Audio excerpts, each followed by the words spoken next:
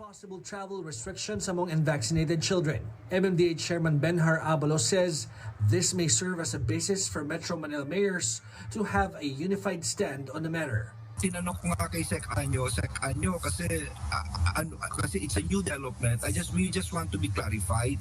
Ito ba kung directive ng presidente, is this absolute? Pag-aralan nyo na lang kung anong edad talaga, kung ano naaakma. Yun ang sinabi sa akin ni Sec Anyo po, on record. For San Juan City Mayor Francis Zamora, it's the parents' responsibility to prioritize the welfare of their children. It is an option if they would like to bring their kids, but as parents, we know what is best for our children. So, iiwas na lang natin sila sa mga situation na sa tingin natin ay magiging high risk para sa kanila. Some parents have no problem restricting the entry of unvaccinated children in malls. But vaccinating children below 12 years old is quite another matter for many. Maliliit na yan. Kasi yung nababalitaan ko kasi ngayon, minsan di maganda yung kinahantungan ng mga bakuna. Yung iba naman maganda, yung iba naman hindi. Kung nahihilo ako, itong binakunahan ako eh. Ay sila pa kaya na mga bata pa. By taking extra precautions, these parents are convinced their children can safely visit outdoor leisure areas such as parks, at least for now. George Cahiles, CNN Philippines. Malacanang says the president is only making an appeal to consider restrictions for unvaccinated children in malls, adding it is still up to the local governments to decide depending on the situation in their areas.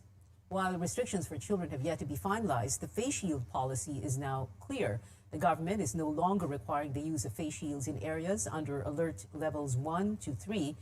President Duterte has approved the recommendation of the Interagency Task Force on the voluntary use of face shields in places with relatively low COVID-19 alert levels. But this doesn't mean you can now dispose of your face shields. For areas under alert level 5 and granular lockdowns, face shields are still or remain mandatory. It is also a must in hospitals, clinics, and quarantine facilities. Local governments and private establishments in places under alert level 4 are given the discretion to keep or scrap the policy. The president of the Philippine Medical Association, on the other hand, says the government should stick with the rule as it provides an additional layer of protection, especially for children. Well, fully vaccinated healthcare workers are eligible to receive COVID-19 booster shots beginning tomorrow, but the health department has yet to release the final guidelines on the administration of the booster shots. CNN Philippines saw a copy of the department's letter to hospitals. The agency is asking medical directors to send a list of health workers who have already been fully vaccinated for at least 6 months. It even asked the number of health workers who preferred Sinovac, Moderna, and Pfizer vaccines, as well as the number of doses given in a day to determine how much will be delivered. Infectious diseases specialist and vaccine expert panel member Dr. Ron Jean Solante explains why the booster or additional dose is more effective when given 6 months or more after the final dose. Very important when you follow that 6 months, at least 6 months interval, you have a better immunogenicity compared to giving it earlier. No? Although it may not be significantly very high on difference, but it's still better to give it more than 6 months rather than giving it less than 6 months. The Sinovac given 3 months after, by which the immunogenicity was really not as good as that compared to given 6 to 8 months after. The Food and Drug Administration confirms giving the green light to use 4 vaccine brands as booster shots. These are Pfizer, AstraZeneca, Sinovac, and Sputnik. The FDA says all these brands may be used for a person who is vaccinated with the same brand. Only Sputnik can be used for people who received a different brand for their primary shots. The Philippine General Hospital and the Lung Center of the Philippines says they may not be able to begin the administration of booster shots tomorrow, pending vaccine allocations from the health department. Establishments and labor groups are also waiting for the guidelines from the Labor Department on the mandatory COVID-19 vaccination for on-site workers in areas with enough vaccine supply. Our Tristan Nadalo has more. Pasita de Guzman, a food business owner in Marikina City, says that sales are slowly picking up as COVID-19 restrictions ease in Metro Manila. Hindi ka kaya dati nung ano talaga, ano yung dati, nung una, naku, wala kaming tao, puro take out lang kami no, walang dine-in. Buti ngayon, naka-recover na ng konti. And amid the impending rollout of the mandatory COVID-19 vaccination for on-site workers beginning December 1st, Pasita says that this is no longer a cause of concern for her since all of her 12 restaurant staff are fully vaccinated. Mabuti na yung nag-iingat para lahat safe tayo, di ba? Same is true for another business owner, Mark Asilio, who says that he prioritizes the welfare of his staff by urging them to get vaccinated. Na-require ko rin yung mga tao ko na kailangan fully vaccinated sila. In the first place kasi, ang siniserve natin food. So from there, at least feel safe yung mga customer na kumain dito. Meantime, the Labor Department has yet to issue the guidelines for the mandatory vaccination for on-site workers next month. But Labor Chief Silvestre Bello says that while there is no law mandating vaccination, requiring it for employment could fall under the management's prerogative, as well as the regular RT-PCR and antigen testing for unvaccinated workers, which will be shouldered by employees themselves. They can still retain their status of employment, kaya lang hindi sila makapasok kung hindi sila magpa-PCR. And that is all right. That is within the discretion of management. Presidential Advisor for Entrepreneurship Joey Concepcion says that vaccinating all workers except for those with valid health reasons is the way forward to counter the economic impact of the pandemic. So anong mangyayari dito sa mga may-ari? Anong gagawin nila sa empleyado? Lalagay lang sila sa isang tabi kasi nakakahiya naman yan, yung mga customer niyo, bakunado. But Labor Group Centro says that any punitive approach towards vaccination will do more harm than good in the government's move to vaccinate workers. Citing high inoculation rate in Metro Manila, business owners say that the main challenge now is vaccinating workers in the provinces where hesitancy remains high due to misinformation. Tristan Odalo, CNN Philippines. Coming up on Newsnight, Malacanang shoots down claims President Duterte is running for senator to evade a probe into the war on drugs. And presidential aspirant Bongo is still hopeful that Davao City Mayor Sara Duterte will run with him next year. Details when we return.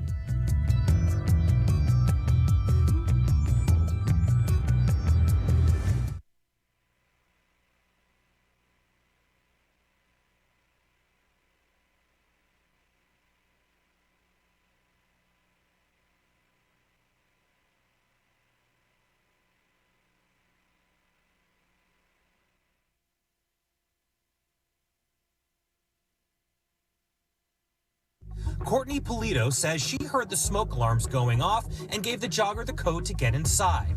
The mystery man rescued the family's 2 dachshunds, a rabbit, and a cat, and may have helped save their home. The fire department said 10 more minutes and the house would have been gone. But after the daring rescue, the Good Samaritan took off, leaving behind a grateful family. My kids, myself, my husband, we would be devastated if we lost our pets, let alone our home. From dachshunds to Dalmatians, the puppies are on parade.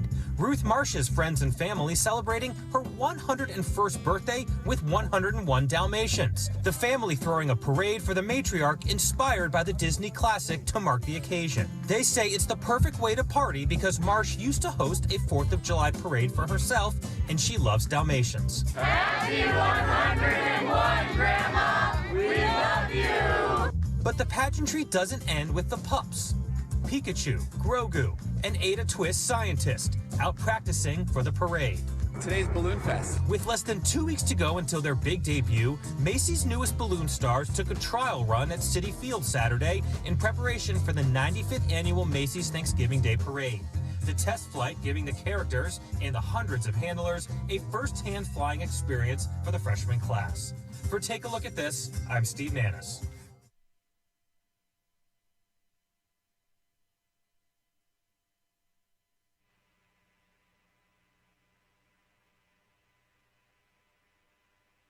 Back to CNN Philippines, a major rail line is set to implement a new payment scheme in a bid to make commuting safer and more convenient amid the pandemic. Chrissy Di Matulak tells us more. Vilma is a government employee who frequently rides the train. She says it's more practical to use a beep card, which is a stored value card, for her trips rather than constantly lining up for a single journey ticket. PWD kasi ako, oo. So, kapag ka naka-beep card ka kasi ganito, meron kang discount. Oo, malaking bagay siya. Instead na 15, 10 pesos na lang. It could be time-consuming, she says, to constantly reload her beep card at the station. Soon, Vilma can purchase her train ticket at the comfort of her home. The Light Rail Manila Corporation, operator of LRT1, has just presented a concept of QR code ticketing system. Yung sa proposal po namin sa aming POC, sa proof of concept sa QR code, yung una pong use niyan is yung sa single journey tickets, no? So yung let's say sa weekend lang biyahe, doon na ho sila bibili ng ticket sa QR code. Instead of physical tickets, the train management plans to use QR codes as single journey tickets to avoid contact. Credits can be purchased through electronic wallets. So just like the physical tickets, you could just have it scanned through the QR validator. Then take the train. Aside from Beep Card, those who want to buy a ticket can also download a QR code through GCash, PayMaya, and BPI. LRMC intends to implement the initiative on the first quarter of 2022. The project is designed to help commuters travel faster and safer, especially during this pandemic.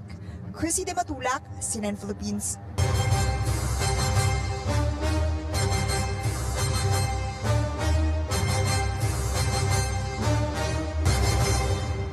Presidential aspirant and Senator Bongo remains hopeful that Davao City Mayor Sara Duterte will still decide to be his running mate in the 2022 election. Meanwhile, a television host steps in looking to mend what he claimed were strained ties between the mayor and her father, President Duterte. Our senior correspondent David Santos has more. A very lively Senator Bongo launching another branch of his pet project, the Malasakit Center, in a Malabon hospital on Tuesday. One moment, he was churning out jokes and giving away cash aid, bikes, and shoes. The next moment, he turned a bit sentimental. Sa totoo lang po, sasaktan po ako hanggang ngayon. I'm still hurting po. Sa totoo lang, nasasaktan pa po ako hanggang ngayon.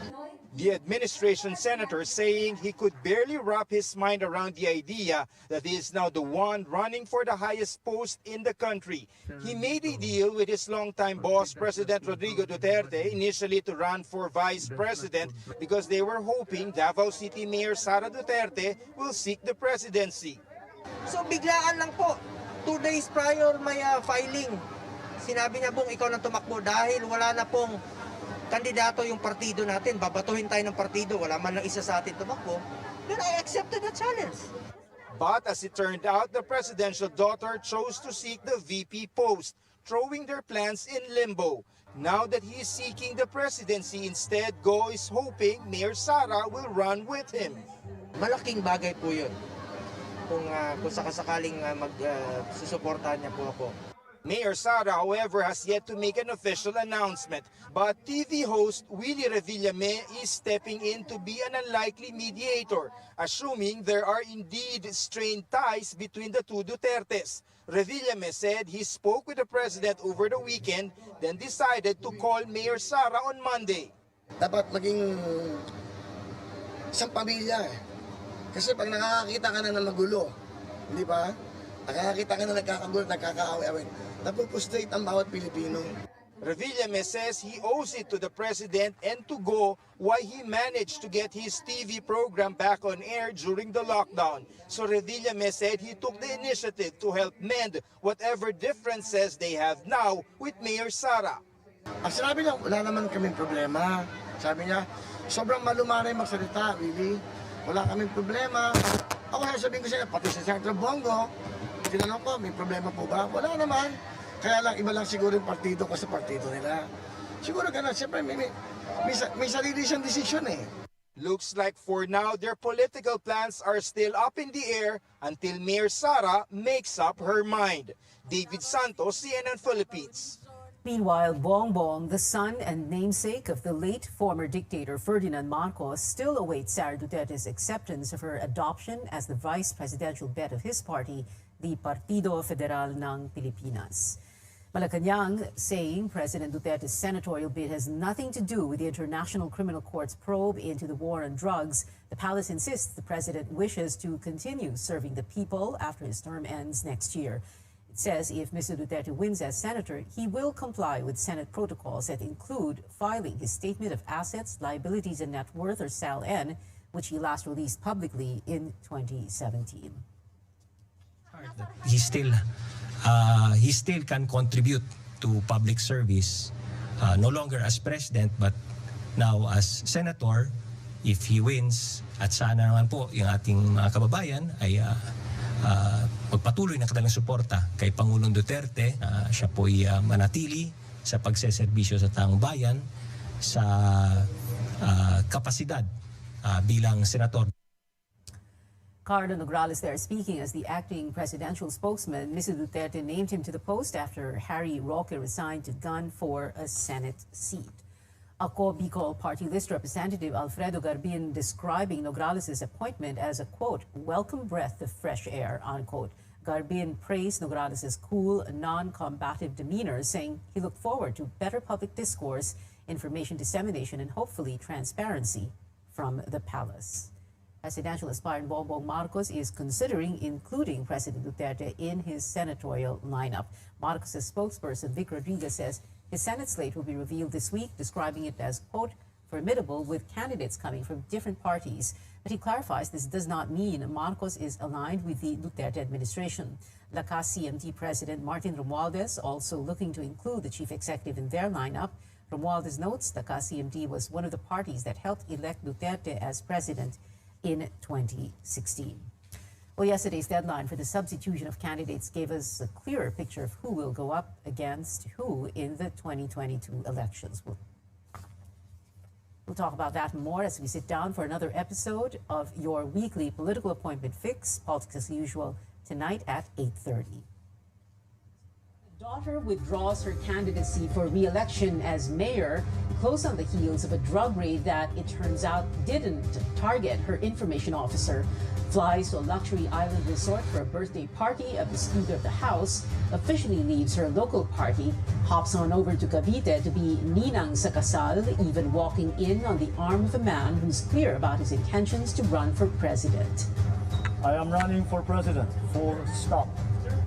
That Cavite pit stop was also where the daughter promptly swore allegiance to the political party of the father of the bride, which completely caught her father's political party, or at least one faction of it, off guard, leading them to having their presidential candidate, who said at the start he didn't look like a mockery, withdraw his bid the very next day. This party decision, I was ordered by the party to withdraw. No, to withdraw. Correct.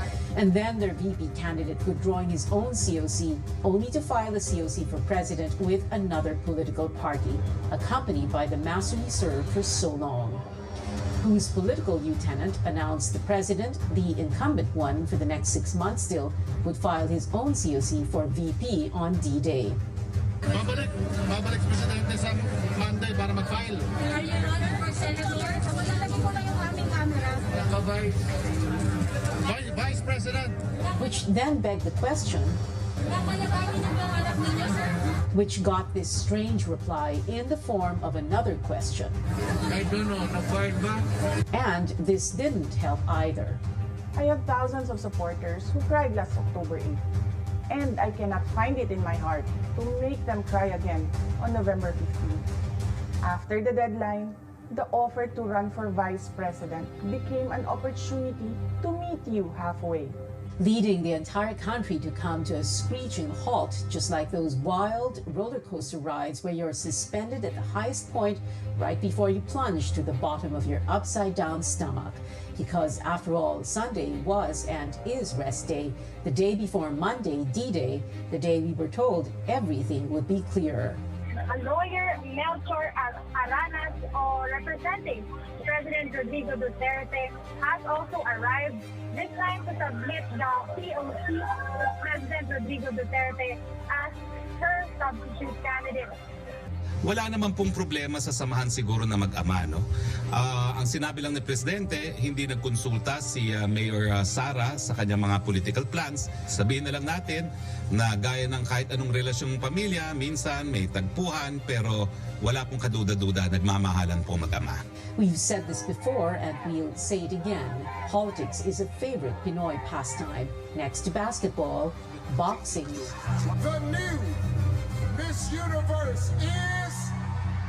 and beauty pageants. But in beauty pageants, if the title holder can't do the job, the first runner-up gets it. In professional boxing, you're given 8 seconds to get back on your feet or you're out. And in basketball, the rules of substitution and overtime can't be bent or broken. Can you think of any other election that tops 2022? Straight ahead, a stride towards more Asian representation on American television, a friendly new Muppet is moving to Sesame Street. And new teasers today and tomorrow for Spider-Man fans. We'll give you a peek when we return on Newsnight, where we go above and beyond the headlines. Oh, this is a good one.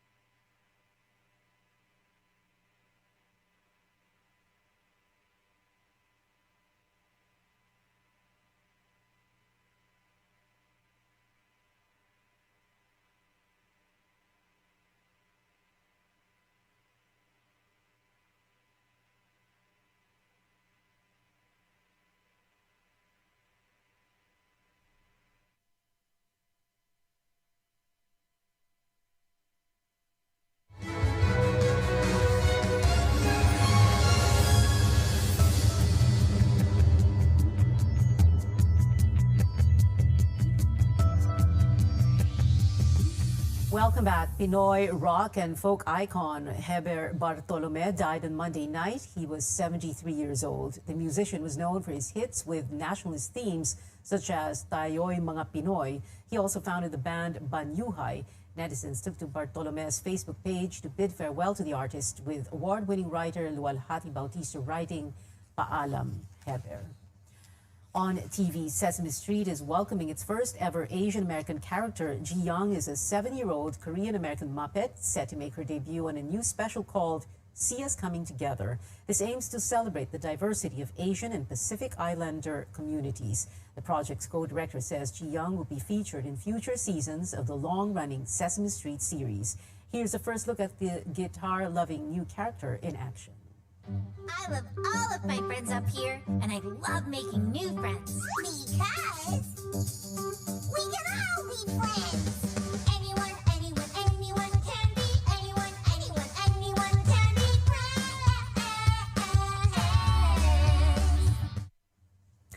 Sia's Coming Together premieres November 25th. And in movies, the friendly neighborhood hero swings by with 2 surprises this week. A new poster for Spider-Man No Way Home came out today, showing off the hero's team up with fellow Avenger Doctor Strange. And a trailer is set to arrive tomorrow as well. The 3rd installment in Marvel's Spider-Man franchise comes out next month globally, but it'll be a longer wait for us. The film arrives in Philippine theaters January 8, 2022. It is 39 days before Christmas, and that is it for now. Join me again on News.ph at 7 p.m. I'm Pia Ontiveros for Newsnight, where we go above and beyond the headlines.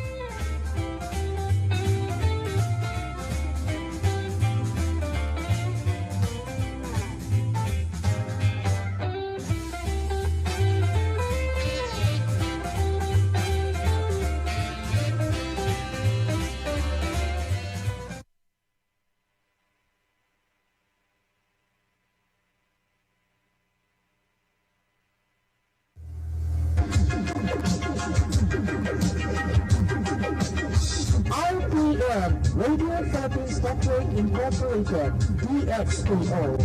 Process sa sinag-utso sa dalan sa inyong radyo. RPM DXKO, ang radyo ronda dili sa nagbayan sa Cagayan de Oro. Sidiyahan na may ganaon sa katawan, ang daong serbisyo sa tanan. Ang RPM DXKO radyo ronda, sakop sa KBP, kapisanan ng mga broadcaster ng Pilipinas.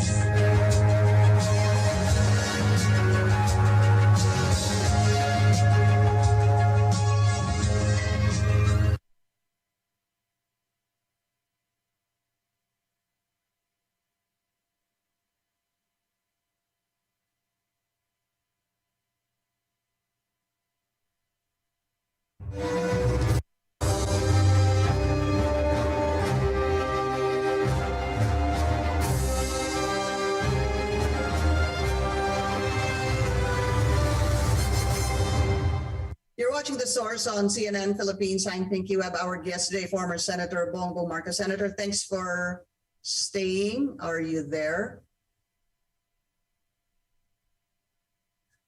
Okay, I don't think we have Senator Marcos on air. While we try to get him, I still wanted to actually interview the senator on various issues. We left it at what he called what he would be is a unifying president, talking really about the COVID-19 response of government, sabi nga niya, unifying, synchronizing all sectors. And this begins with the vaccination of the public, which really is all about herd immunity. So I am wondering if we still have the senator. We're waiting for that. So we had an interview with Senator Marcos earlier from 9 to 9:30 on television. Now we are live on Facebook. So a lot of questions really, what are his plans? Wala pang Vice President, si Senator Bongo Marcos. At sinasabi nga niya, everything is evolving. It is still volatile for him right now. And as he mentioned a while ago, he was as surprised as political observers were, because the plan initially was really to get President Rodrigo Duterte as his vice presidential running mate. Let's remember, former Senator Bongo Marcos filed his certificate of candidacy yesterday. And dun niya po inamin, he said to one of the reporters, I will be candid with you, the plan was really to get President Duterte as his vice presidential candidate. Is the senator back? Okay, andyan na po si Senator Bongo Marcos. Senator, as I mentioned a while ago, thanks for staying. You're live, sir. Okay, hintayin pa rin natin. I think the senator is still logging in. Okay, so while our team is still talking to former Senator Bongo Marcos, ang sabi din niya po, they're open to any possibility right now to field a vice presidential candidate. All right, he's back on air. Senator, we are live on Facebook. We just have about 5 to 10 minutes, and I thank you for staying, sir. Sure. Okay, Senator, so yung sinasabi niyo pong unifying leadership, let's be siguro very candid about this also. I understand what you're saying. Definitely COVID will still be with us. Sabi nga ng gobyerno 1 to 2 more years.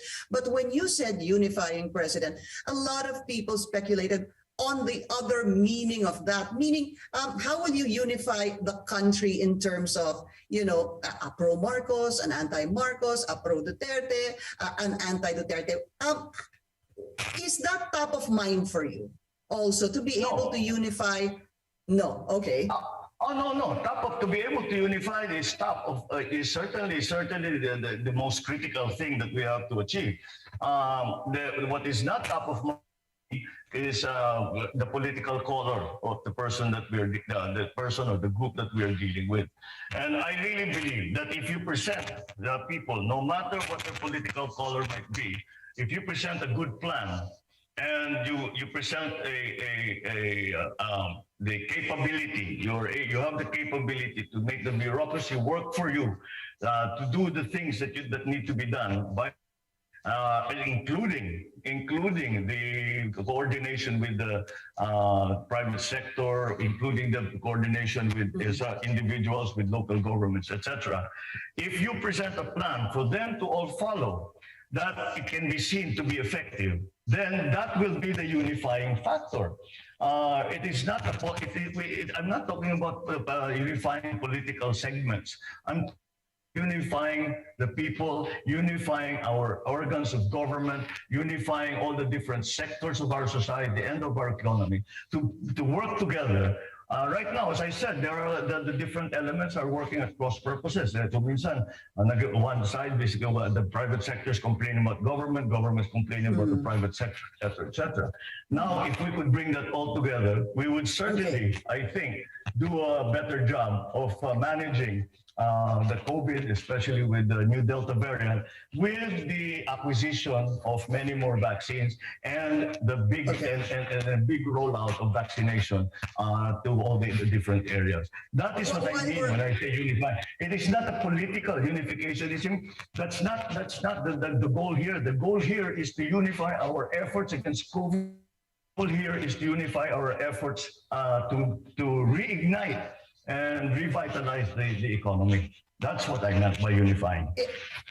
All right, you made that very clear, Senator. And on the same topic, because you're looking into COVID still present next year, if you win, anong plano nyo? I just want to go specifics already because we only have 5 minutes left.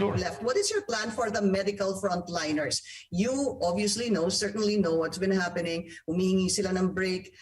Maalis po yung ating mga medical frontliners. How do you plan to fix that? Well, the first, when you look at the COVID situation everywhere in the world, it really boils down to vaccines. That's the most critical, fundamental part. That the acquisition, the whatever arrangements that we can make, G2G, private, basta makapagpasok tayo ng vaccine.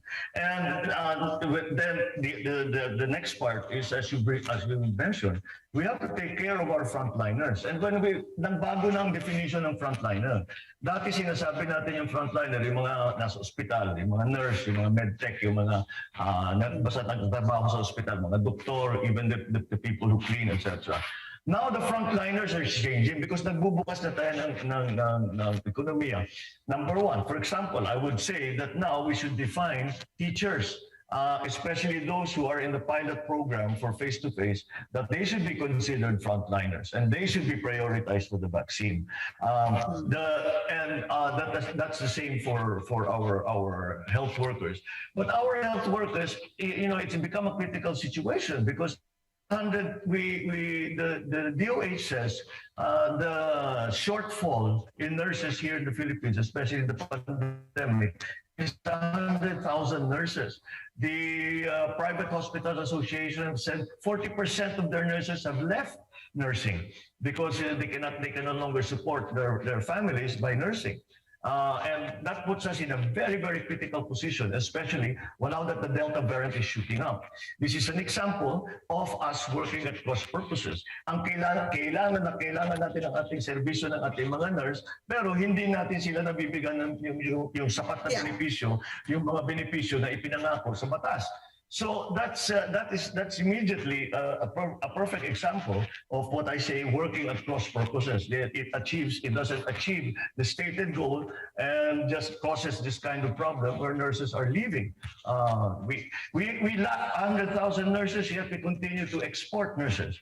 So, again, working at cross purposes. So these are the things that I am trying to make sense of.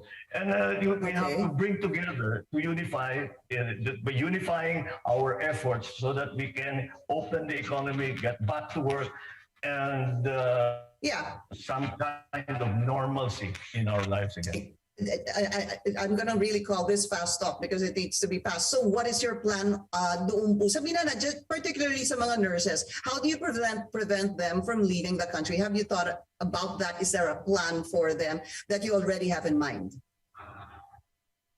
Well, the thing is, let's start with the SRA, the specialist allowance or the hazard pay of the nurses, that make sure that they get all of that.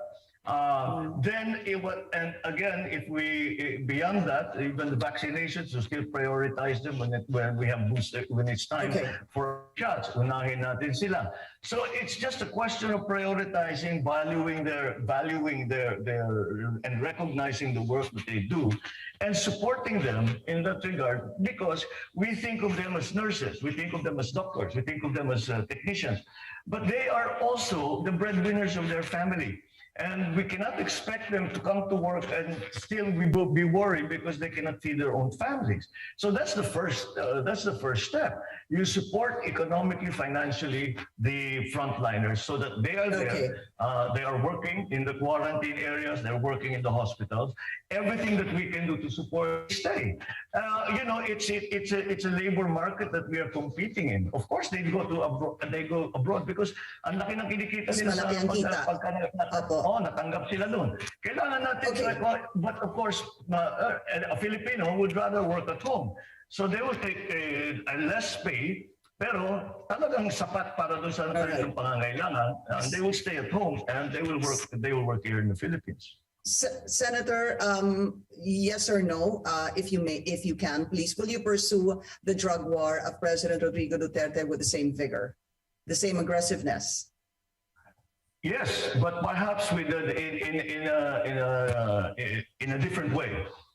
We have seen that the drug war has been conducted purely on the enforcement side. I think that we should also focus on the prevention side and educational process where we're teaching our young children that that doing drugs is bad, the health implications, the implications to their lives, etc. So dun tapos yung pag-rehab, pagandahin naman natin ang mga rehab center natin because there are many rehab centers, there's some rehab centers, but they're not really functioning properly with the most modern techniques. Kaya paglabas na rehabilitate, 6 na buwan, dire-diretso bibili ka agad ng drugs sa bago umuwi, bibili na agad ng drugs. So kailangan natin ayun. So I think my approach would be the enforcement we have seen can only take you so far, the enforcement side of the drug problem. You have to also look at the prevention side and the curing side. Do you think there were human rights violations in the president's war on drugs? Well, they're investigating it, and we will see what the results of that investigation are. It is especially in the beginning of his term. It was really an internecine war amongst the drug dealers, drug lords. But I think that has slowed down, and now we're actually dealing with the bigwigs, those who are really responsible for the supply of drugs being brought into the Philippines. Senator, last question: will you allow ICC investigators to come into the country if you win as president? Well, we are not signatory to the Rome agreements anymore. We withdrew. So yeah, they can come. They can be tourists and look at the Philippines. But I don't know. I don't know what they expect that the government will do beyond that. Because again, we don't recognize that investigation, and we have withdrawn as a signatory. So Yeah, that's right. we will behave. We will behave as a non-signatory. If they want to come to the country, naman, we are welcome. Everybody is welcome to the Philippines. But as a visitor. Yeah, but we did withdraw. However, this covers the years that we were still part of the Rome Statute, hindi ho ba? So that still covers it. There's already a ruling on that. So the question is, yung pong pag-examine nila, pag-investigate nila nung sinasabing crimes against humanity during those times, they may need to come here. The question is, will you allow them and open possibly the records that they may need if you become president?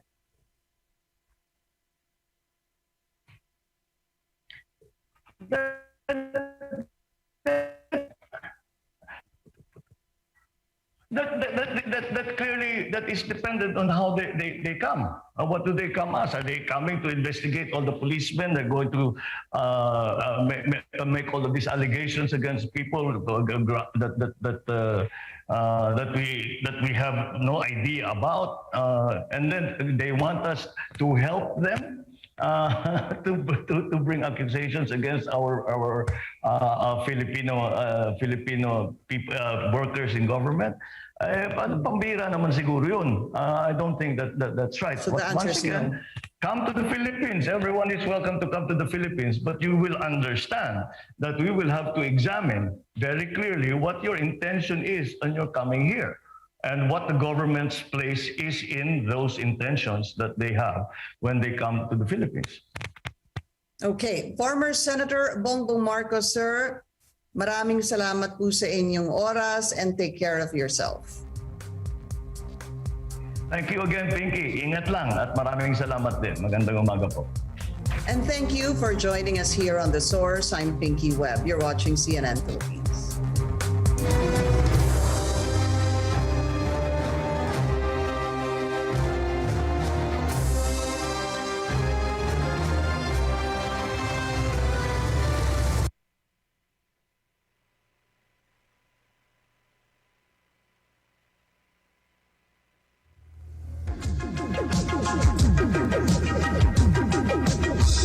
RPN, Radio Philippines Network Incorporated.